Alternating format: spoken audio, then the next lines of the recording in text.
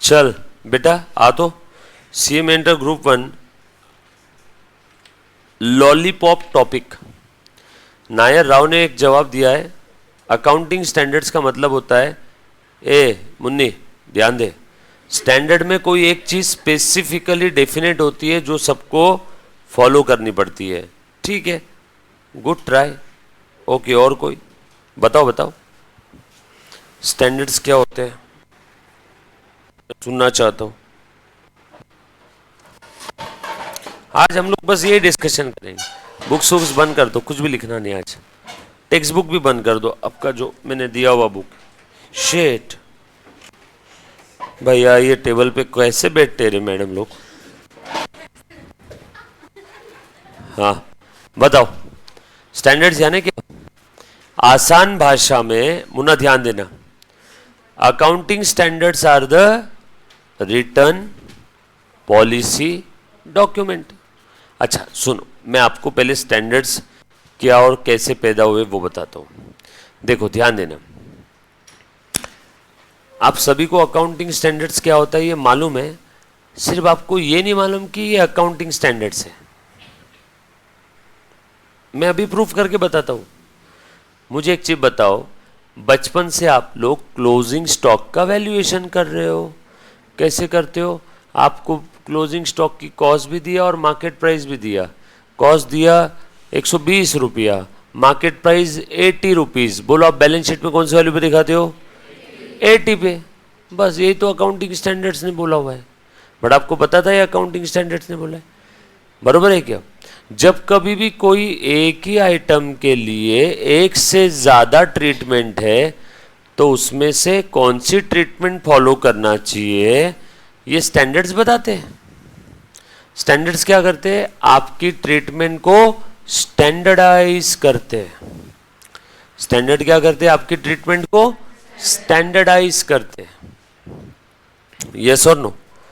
जैसे क्या, अब मुझे बात बताओ, अब अगर वो ट्रीटमेंट स्टैंडर्डाइज नहीं रहती कि हर किसी ने कॉस्ट और एनआरवी विच इज लोअर करना है, वरना लोग क्या क्या करते, अपने अपने घोड़े दौड़ाते।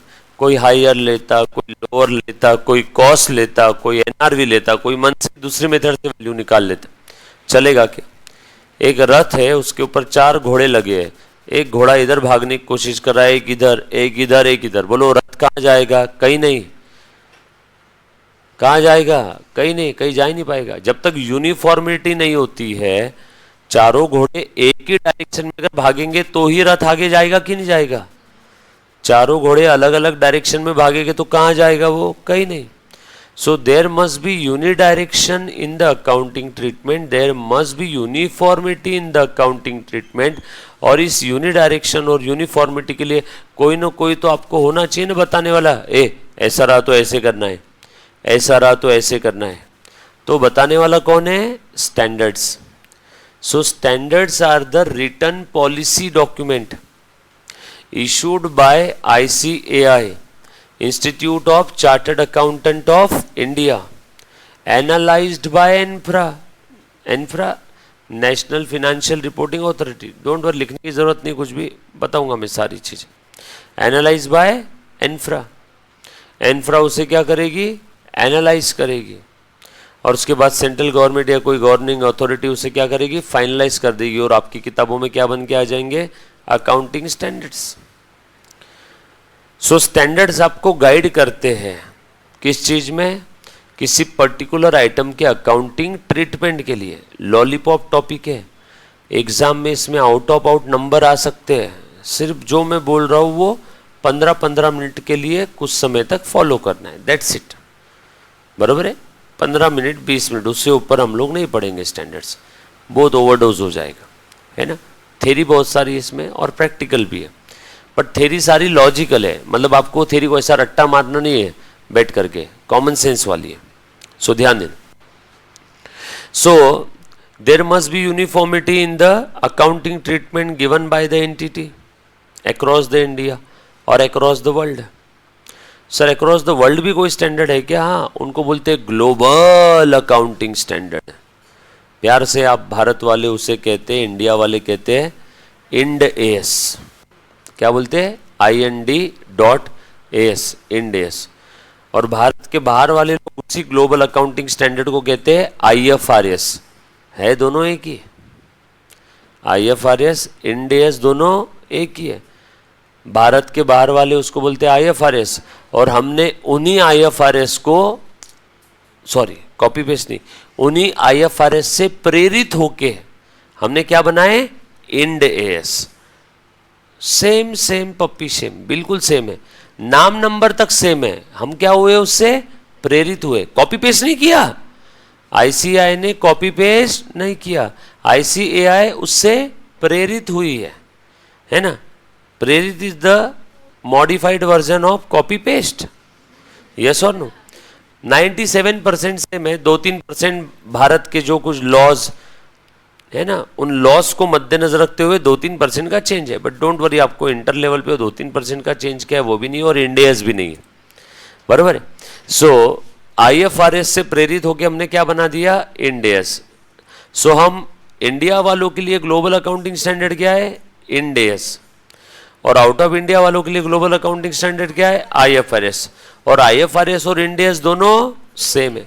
सो अगर आपने इंड AS के हिसाब से फिनेंशियल स्टेटमेंट बना लिया, तो अब वो फिनेंशियल स्टेटमेंट चाइना में भी एक्सेप्टेबल है, US में भी एक्सेप्टेबल है, UK में भी एक्सेप्टेबल है, ऑस्ट्रेलिया में भी एक्सेप्टेबल है, बरोबर ना सर। लेकिन वहां पे वो फिनेंशियल स्टेटमेंट हमें देने ही क्यों है?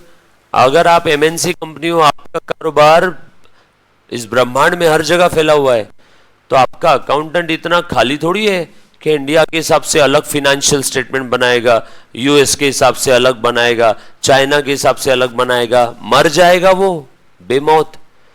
इसीलिए अगर आपका बिजनेस एक से ज्यादा कंट्रीज में है, तो लॉजिकल कॉमन सेंस वाली बात क्या कहते हैं कि आपने आपके फिनेंशियल स्टेटमेंट कैसे बनाना चाहिए, as per global accounting standard, यानी फालतू बात नहीं, इंड AS। अभी तो इंडिया में कि इंडिया के बाहर है, इंडिया में तो हम लोग उसे क्या बोलेंगे, इंड AS। मन में धीरे से बोलना, IFRS, और हम लोग क्या बोलेंगे, इंड AS। अंदर की बात है, हम लोग कैसे बना रहे हैं, IFRS के हिसाब से, लेकिन सबको हम लोग क्या बोलेंगे, इंड AS। क्लियर? सो इंड AS के हिसाब से बना लिया। अब आपने US की कोई बैंक से लोन लिया हुआ है, अब US की बैंक को फिनेंशियल स्टेटमेंट सबमिट करना है, तो हम लोग इंड AS वाले फिनेंशियल स्टेटमेंट सबमिट कर सकते हैं क्या? यस। क्लियर है? सर मुझे एक बात बताओ, अभी अभी आपने बोला ग्लोबल अकाउंटिंग स्टैंडर्ड, तो कोई लोकल अकाउंटिंग स्टैंडर्ड भी है क्या? हाँ, यही तो है लोकल जो हम लोग पढ़ रहे हैं। मतलब सर हमको इंटर में ग्लोबल नहीं है ना? नहीं, तुमको कौन से है, लोकल। लोकल अकाउंटिंग स्टैंडर्ड यानी फक्त ओनली AS, और global accounting standard Ind AS। Local accounting standard AS, global accounting standard Ind AS। Local accounting standard America में चलेंगे क्या? नो, वो कहाँ के लिए?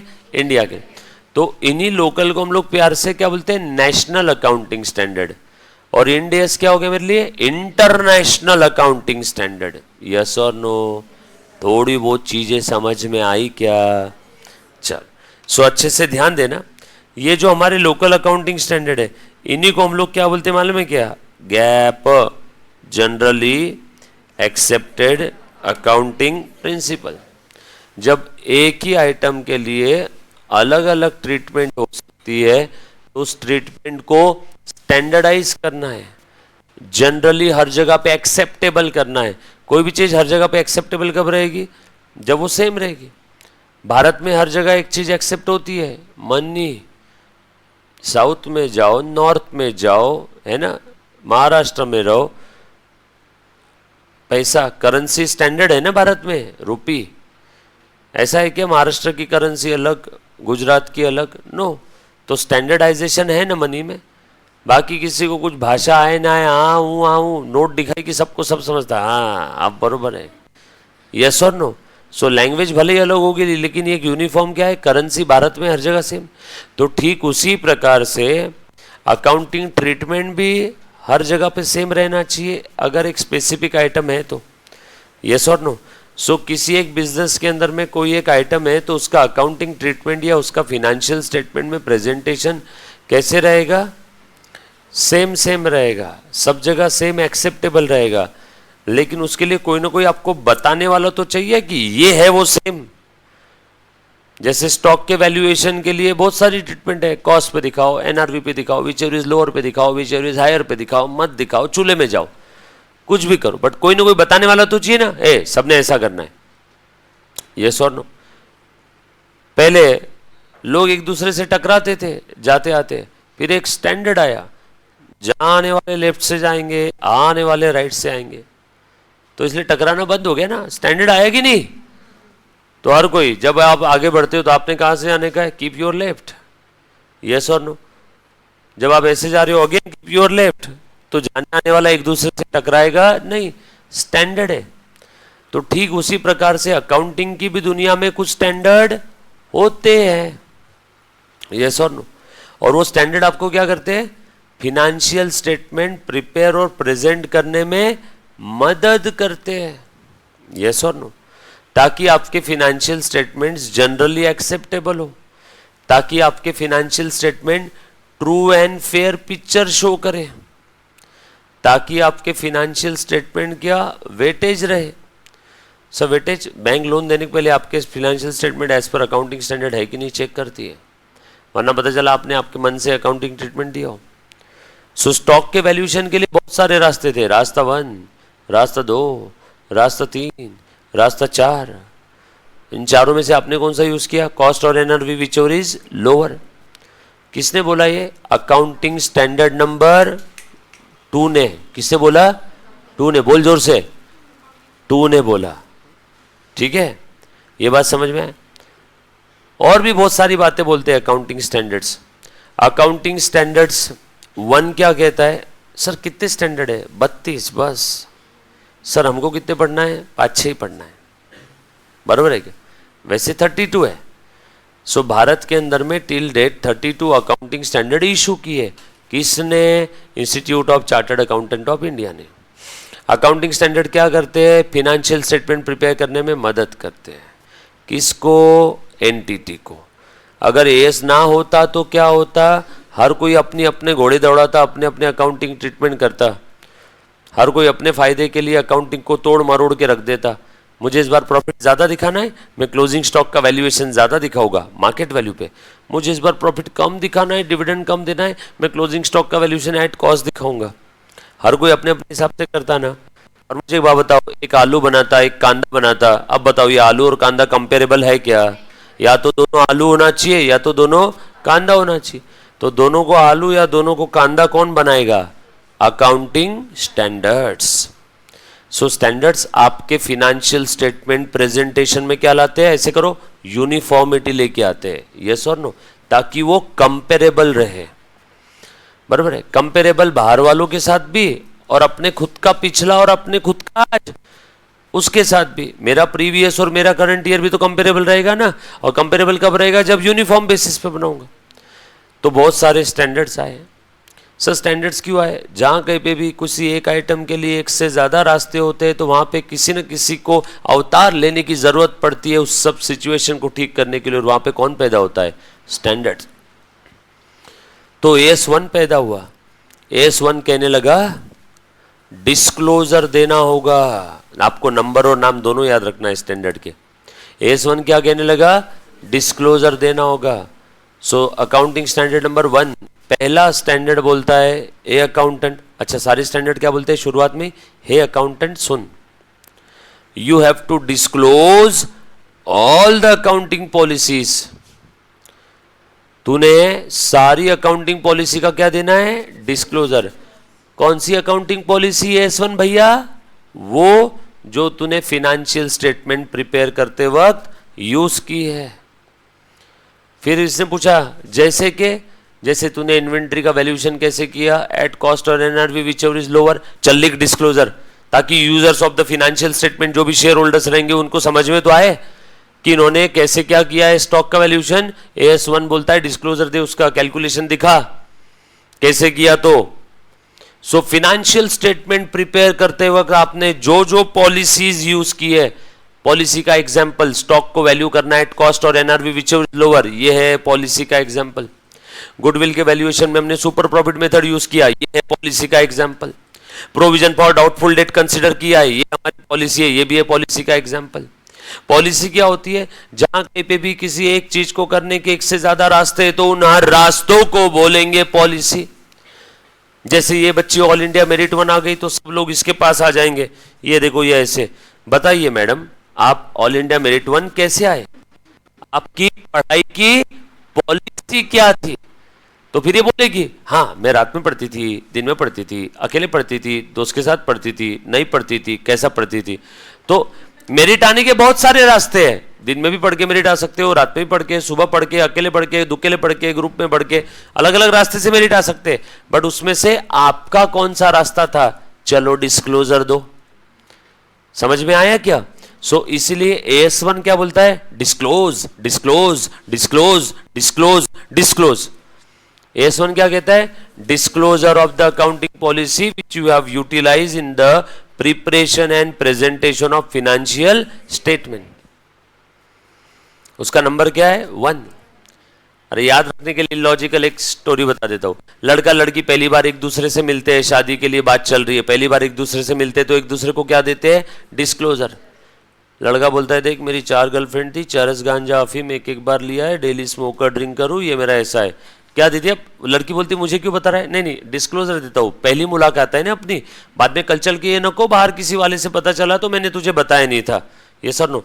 लड़की ने बोला हाँ मैं भी डिस्क्लोजर दे देती हूँ, मेरे भी कुछ 18 बॉयफ्रेंड थे और मैंने भी सारी चीजें कर ली है, संजू के बाद में मेरा ही नंबर है और मेरा भी ये सब है, मैं भी डिस्क्लोजर दे रही हूँ ताकि अपना रिलेशन मजबूत रहे, है ना।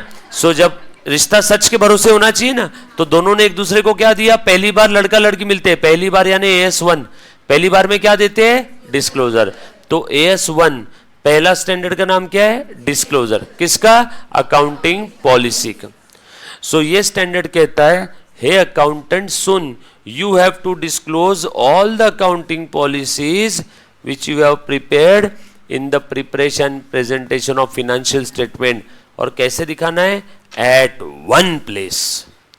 ऐसा नहीं कि कंपनी की एनुअल रिपोर्ट बनी, पहले पन्ने पे क्लोजिंग स्टॉक के पॉलिसी का डिस्क्लोजर दिया, बीच में गई पन्ने पे कोपचे में गुडविल के वैल्यूएशन का डिस्क्लोजर दिया, आखिरी पन्ने पे डिस्क्लोजर दिया। नो, स्टैंडर्ड में लिखा है इन्वर्टेड कॉमा में, एक ही जगह पे सारा डिस्क्लोजर देना होगा, अलग अलग जगह फैला फैला के नहीं दिखा सकते हो, वरना users of the financial statement confuse हो जाएंगे। यस और no? So you have to disclose सारी पॉलिसी एट 1 प्लेस। सोचो ना आपका रिजल्ट CMA इंटर का ऐसा आता तो आज अकाउंट्स का रिजल्ट आएगा, 2 दिन बाद आपका लॉ का रिजल्ट आएगा, टैक्स का रिजल्ट 15-20 दिन बाद आएगा। बच्चे 15-20 दिन तक डर के बैठे, सब रिजल्ट एक साथ एक ही जगह पे एक ही पन्ने पे आता है ना आपका। सो एट 1 प्लेस होना चाहिए। और आखिरी एक और चीज ये क्या कहते हैं मालूम है? कि अगर किसी कंपनी ने फंडामेंटल अकाउंटिंग अजम्पशन फॉलो नहीं किया तो डिस्क्लोजर देना है। फंडामेंटल अकाउंटिंग अजम्पशन कौन से? Going concern, consistency and accrual. Very good, बचपन से पढ़ा है तो। गोइंग कंसर्न, कंसिस्टेंसी और अक्रूवल। डिस्क्लोजर कब देना है इसका? अगर फॉलो नहीं किया तो। इसका मतलब क्या है? फॉलो किया तो डिस्क्लोजर नहीं देना, बरोबर।